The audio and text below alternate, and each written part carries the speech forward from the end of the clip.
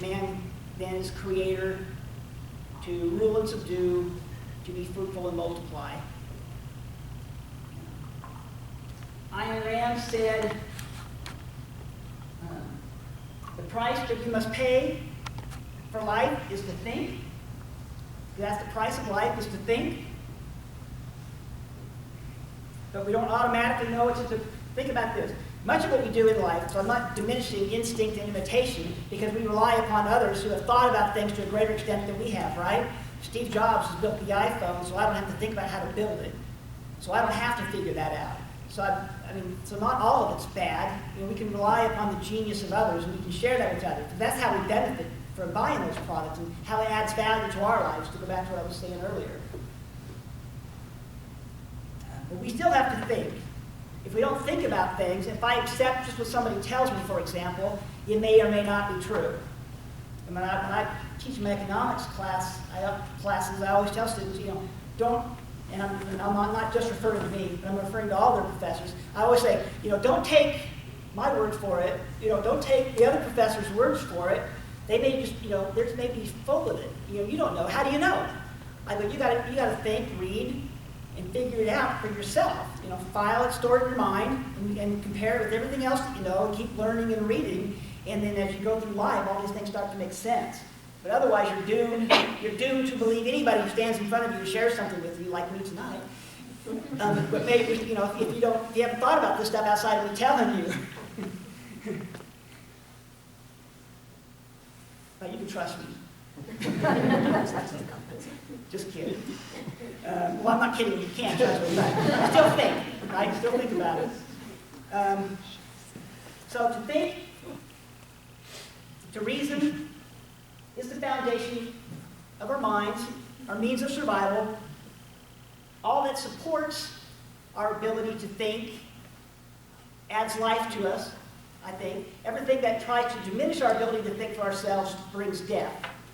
So I think we can think about that. And so if something's trying to stop me from thinking and not letting me think, ultimately that's, the ultimate end of that is death. I'm not saying right away, but the ultimate end of that is death. In so many ways, it's like a slow death when everybody tries to impose their choices and decisions upon you, because then you're doing what? You aren't able to use the only thing that you have, your mind, because the choices are already made for you.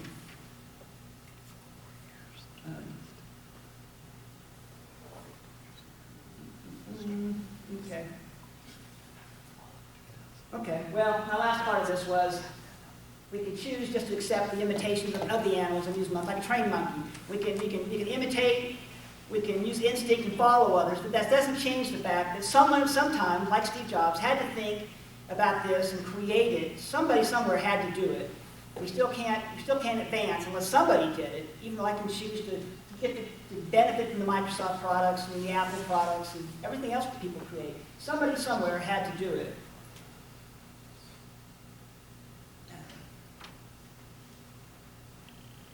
I love Albert J. Nock. Most of you have probably never heard of him, but I don't know why.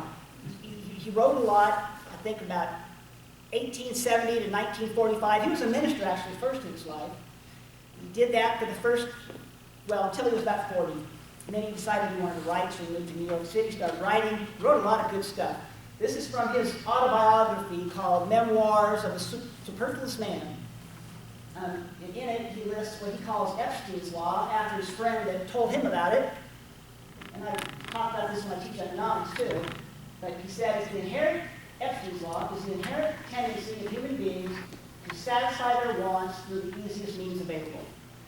So we do. So not only do we act and move in our own self-interest, we tend to want to take the easier path.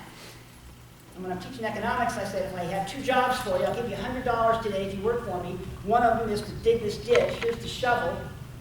And the other one is to sit in this air-conditioned office and put in data in the computer. Most people are going to choose to sit in the air-conditioned office because it's not as labor-intensive. Some people may want the exercise. But in general, we're going to choose the easier path. It's in our best interest, right? We want to take the easiest, less strenuous. And then to expand on that, this quote is a mouthful, and I'll kind of I'll read it and then I'll maybe talk about it a little bit.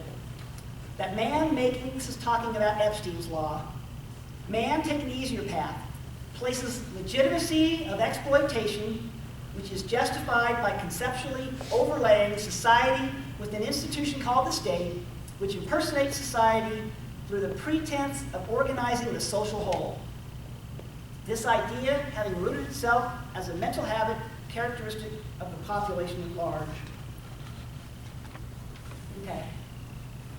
Now, to expand on that a little bit, in other words, now, yeah, and I didn't mix up the names. I got the names in the right place. So, in other words, when man chooses not to think, that's taking the easier road, right?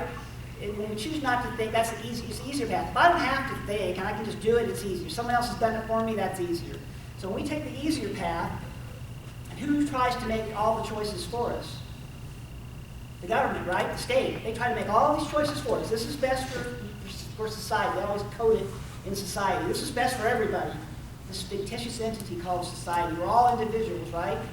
You know, it may be good for you and it may not be good for me. It can't be good for all of us. But when they make decisions for us, and we give up that right to them, society does then become conflated with the state. And the two get kind of mixed together, which then provides this facade of legitimacy to the state, which I think most people, maybe not in this room, but most people tend to fall for this idea of the legitimacy of the state.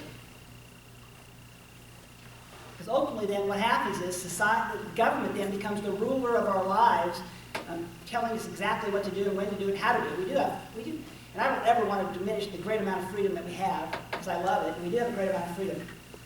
But if you sat down and thought about it deeply, I mean, there's so many things, so many areas where the government is, in truth, go back to the slides where I talk about life, liberty, property, that they have gone beyond life, liberty, and property, and infringed upon our right to live our lives as we see fit. So I like to say there's the only difference between the mob and the state is the idea that we hold in our minds of legitimacy, right? They both use this idea of protection for us, and if we pay them off or pay them, they will provide us with protection, or in the state's case, they're going to provide us with all these other good things. So we give, in our mind, we give legitimacy to one and not to the other. And by state, maybe I should define what I mean by state. I always separate the idea of state and government. When the government goes beyond life, liberty, and property, which most governments have, and this is kind of also taken from Albert J. Nock, then that's when I use the term the state. They become the state, in my mind. Because they've gone beyond their legitimate function, what they're set up to do. Hillary Clinton recently said, and I'm not just picking on the Democrats, but the quote is from the Democrats, Hillary Clinton. I could pick on the Republicans too.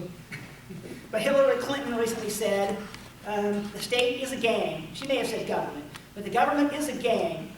But you have to belong to a gang, so wouldn't you rather belong to ours? Think about that. That's kind of spooky to me. Because I don't want to belong to I don't want to be the gang, and I don't want to belong to a gang. I don't want to, because ultimately at the end of the day, the state has to use some sort, to get us to comply, they have to use three things: coercion, force, and violence, to get us to comply to their wishes. Now, specifically talking about not the good things, like wherever we may that fall under protection of life, liberty, and property, those I would say would be legitimate. But when they go beyond those things, they have to utilize those things to get us to comply. And go back to what I said earlier, that nobody has the right, via the natural law or the law of God, to use those things on others to get them to live their life as they would want them to live. And I'm kind of hard on the state, but I don't necessarily. I think there's a lot of biblical. I think when I talk to Christians, they always want to support the government and support the state.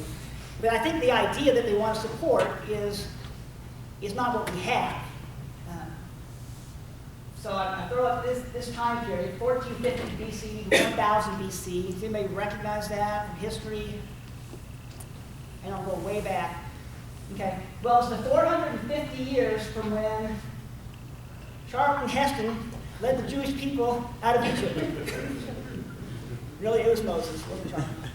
But anyway, it's the 450 years that the Israelites lived free. Right? No king, they lived free. They were bound only by their individual covenant with God. Okay, that was it. Okay? And perhaps one of my favorite verses in the Bible is this one, which is Judges 21:25, talking about these 450 years.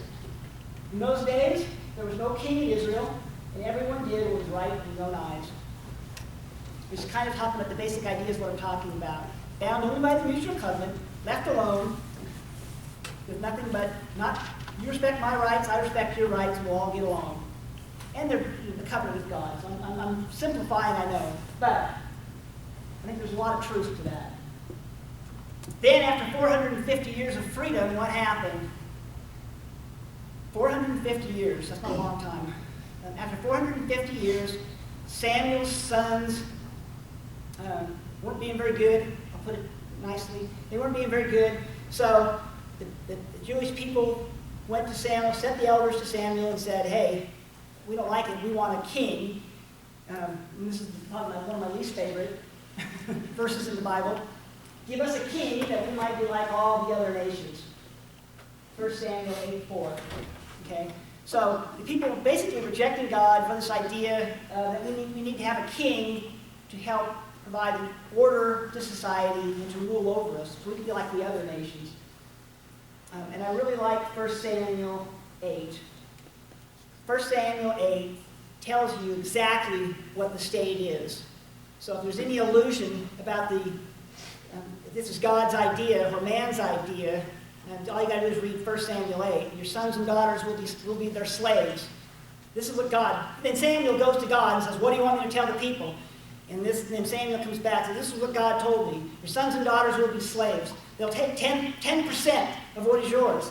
And I think, if only 10%, right? If only 10%, that'd be great. I'd take the 10. Because now it's income tax and all the other taxes that we pay. It's over 50%. You know, it's crazy. This is from Thomas Paine's Common Sense. In Common Sense, Thomas Paine's making the case for American Revolution to separate from England. And so he's using this as an example. He says, in the 3,000 years are not good enough of the few good kings. So there's a few good kings in 3,000 years. Saying the few good kings aren't enough to blot out the origin of rejecting God for statism. I added the statism part. But rejecting God for a king. And this is from Lord Acton. Speaking of 1 Samuel 8 also, Lord Acton was a great lover of liberty, wrote a lot about liberty. Not read as much today, but you can still find a lot of his stuff online. Get his books if you'd like to too. He called 1 Samuel 8 as Samuel's momentous protestation and warning. So this is what it's going to be like. He's protesting it, God's protesting it, saying, you're not going to like this, here's what's going to happen. But the people didn't heed it, and that's what we got. So I don't think we can add a hand say that we are to obey the authority of the state, right? I think nowhere in the Bible does it say add a hand, just obey the authority that's over you. But I think it's just authority, right? Am I right or am I right? I think it's just authority. It doesn't say you have to obey or comply with unjust authority. Because if you go down that path, then, you know what? The Jews boarding the train, they were just complying, right? They were being good citizens, right? So I think we have, and I go back to the other quote, St. Augustine said unjust laws that violate person, property, liberty, are unjust laws. So, you know, unjust laws aren't laws at all. It's St. Augustine's quote. Then I also like to use Thomas Jefferson. Thomas Jefferson said, every man has an obligation to disobey unjust laws. And I like that too. And you think about why would he say that? Why would he say to disobey? It's basically saying this is law, it's not just. You have an obligation to disobey it. Well, tyranny takes hold. If you accept it, if we all accept it, which is kind of what we got this tyranny over us where we're all running around obeying laws that just infringe upon us in a multiplicity of ways, so many. And that's the tyranny, I think, that Jefferson kind of warned us about.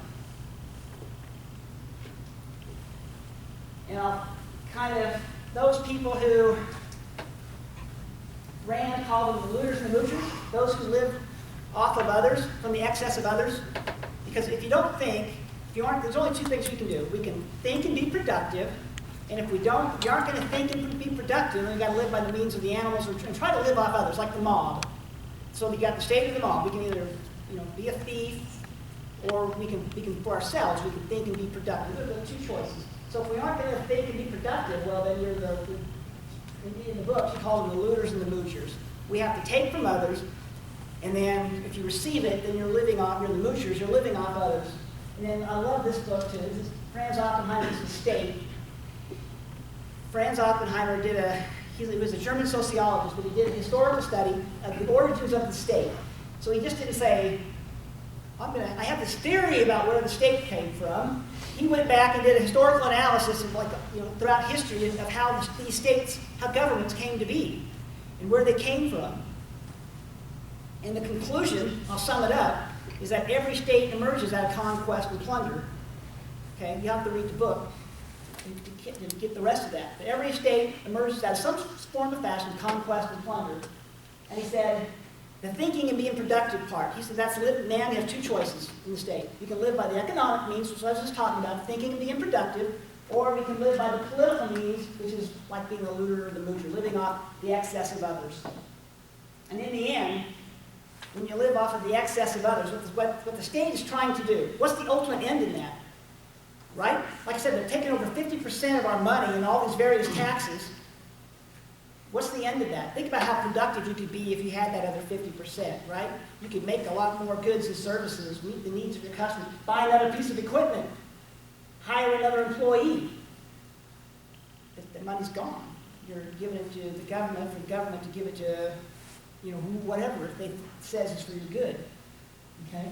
But that diminishes our productivity, and everything we do in the private sector is to increase and add value, right? I can't stay in business if I'm not adding value, like Steve Jobs or Bill Gates, the examples I used. If I'm not adding value to my customers, they're never going to buy my products. And I'm not going to be around. I'll have to find another line of work. But the state, what is the state? The state has no money, right? They don't create new products or services. Well, they do provide us with some services, but it's all taken from productive man. So they aren't adding any increase to society. It's all a decrease. And I think also, if you think about it, it's more like a transfer agent, right? There's a lot of costs involved. The money has to go through somebody else's hands. I got to send my money to the government, so the government can then take it and send it to somebody else. So they got to pay all the administration and all these other costs are wrapped up in that. But in the end, the parasite can't survive, right? It's going to kill both. So I think that's the ultimate end if we don't reverse the trend. And then the next part of my talk, just historical examples of thinking and being productive versus not thinking, or being, in this case, being forced not to think. Because, I'm sure, you may recognize this image besides one person. I know somebody does. Probably, maybe a lot of you do. This is North Korea and South Korea, a satellite image taken at night. Okay? And I hope I don't butcher the title of the capital of North Korea. Pyongyang. Pyongyang. That's the only light you see in North Korea. Well, maybe a little over here. Basically, that's the only light in North Korea. What do lights represent? Thinking and being productive, right? Man being allowed to think and be productive. Everybody's communist. Then they split. Korea split after World War II. So since World War II, this is it. This is today. Look at South Korea. Mostly free. Mostly free. Kind of like America. Mostly free. And look at all the lights. Being free to think, produce, be productive. This red line represents not only the border, but also a wall. Why do you think they built a wall? You think the North Koreans built it to keep the South Koreans from fleeing to North Korea? Probably not, right? No, they didn't. North Korea built it to keep their people from fleeing into South Korea, free South Korea. People don't flee into slavery, right? They flee to freedom. You recognize this one? This is West and East Berlin, a recent satellite image. They also split. It's communist East Berlin versus free, mostly free West Berlin. Split again after World War II. The difference between Berlin and Korea is that the wall came down in the end of '89. So you can see a lot of progress is made. I don't know if you can tell with the lights, but they're still a little dimmer in East Berlin. They aren't quite as white and quite as bright in West Berlin. So they still haven't caught up. But they made a lot of progress, having been free the last, how many years is that? 27 years, roughly. And the same thing. The wall, it's not just a border, an imaginary line in the sand, but it's a wall built, again, to keep the East Berliners from fleeing into West Berlin, mostly free West Berlin. And the last example that I like to make to really show the point about the value of thinking and being productive, being an individual, being an entrepreneur is Hong Kong. This is Hong Kong 70 years ago. Well, an image of it, a small image of it, but it makes the point. Nothing there but a rock island and a fishing village 70 years ago. Very little natural resources, very little. But it was free, okay? It was free, offered freedom and possibility. And with freedom and with possibility, the people fled from the neighboring communist countries, China, Vietnam, and all the surrounding countries. They fled. They came to Hong Kong because of freedom and possibility. Nothing but the shirts on the back, whatever they could carry, no government minimum wage to come to, or health insurance, or education to be provided for them, but freedom and possibility, willing to risk everything for freedom. This is a recent image of Hong Kong. Isn't that beautiful? I just love that juxtaposition of what it was, what it is. Nothing there. It's a rock island. No resources. And look what they turned into, being free to think and be productive, not having constraints placed on them in their minds. I think that's beautiful. There's lots of economic freedom indexes you can find online to show you how free people are economically, but that's still mostly free. If I'm free economically, I'm pretty free individually too. So it's the economic freedom index.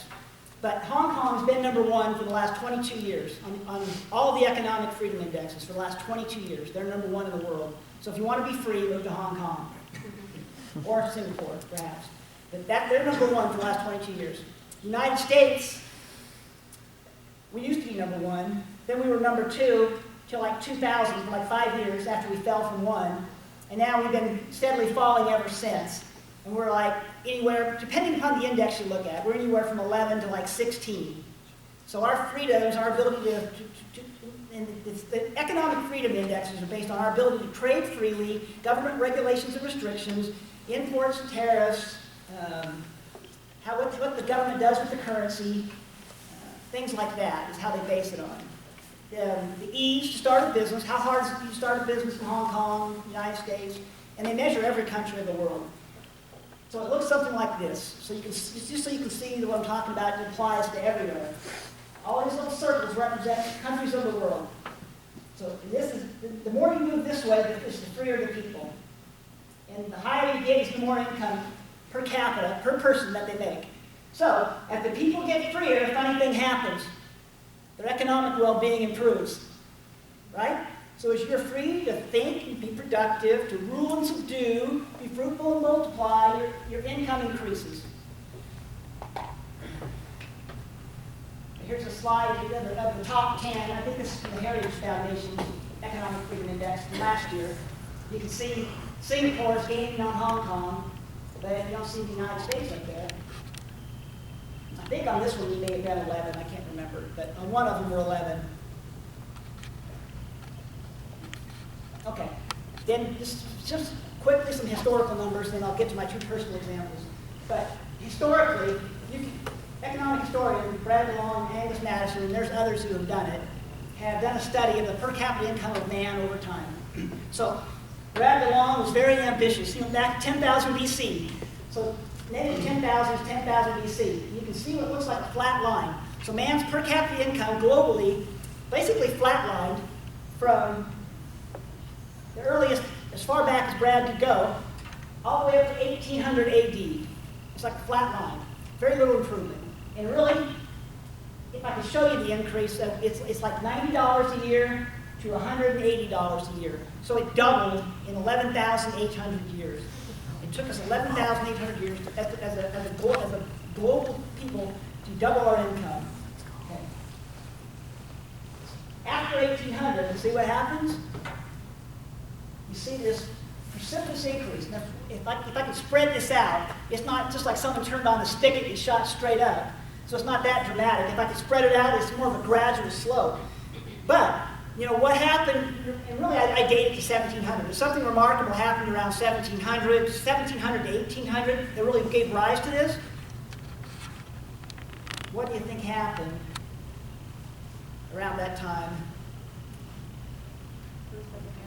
What? Birth of America. The birth of America, that's certainly true. Yeah, 1776, Declaration of Independence, that's true. Usually the answer I get is the Industrial Revolution, which is true too. But I always say it's the ideas that led to the Industrial Revolution. The ideas of liberty, really that made people to be able to move from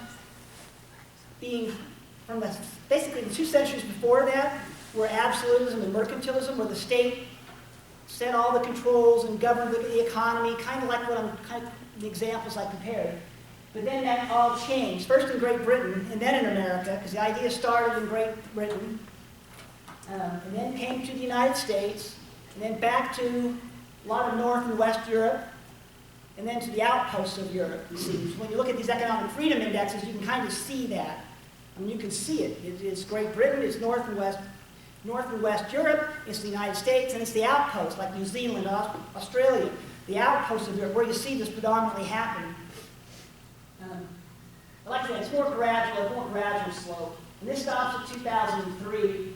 2003 it shot up to 6,700. And this year is projected, the global per capita income is projected to be about $11,000 to $11,500. So it's getting higher and higher. So with the amount of freedom that we have, we're using it for all we can, right? And we have to, right? Because if we don't, we're going to starve. We have to, we got even all these restrictions are placed on us. We still have to think and be creative, and how are we still going to make money in spite of all these regulations?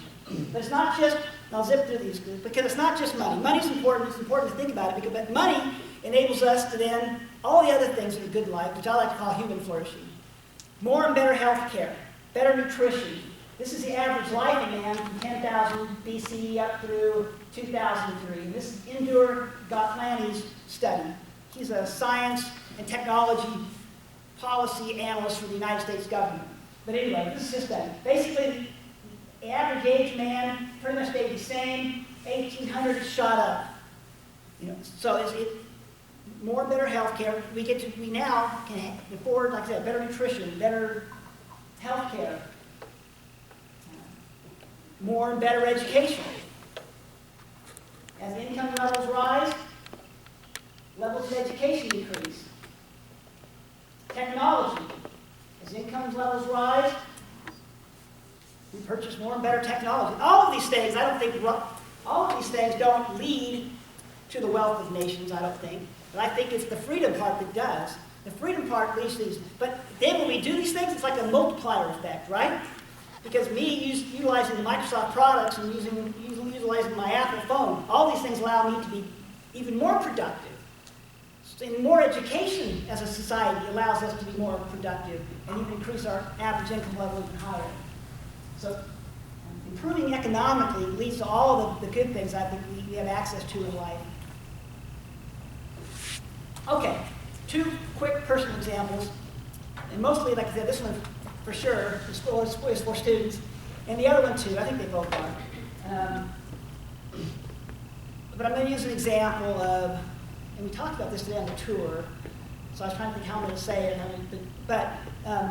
Sometimes in your 40 years or however many years you guys are spent here on campus or any college campus, at some time or another, they're going to want to teach you how to write a cover letter, do a resume,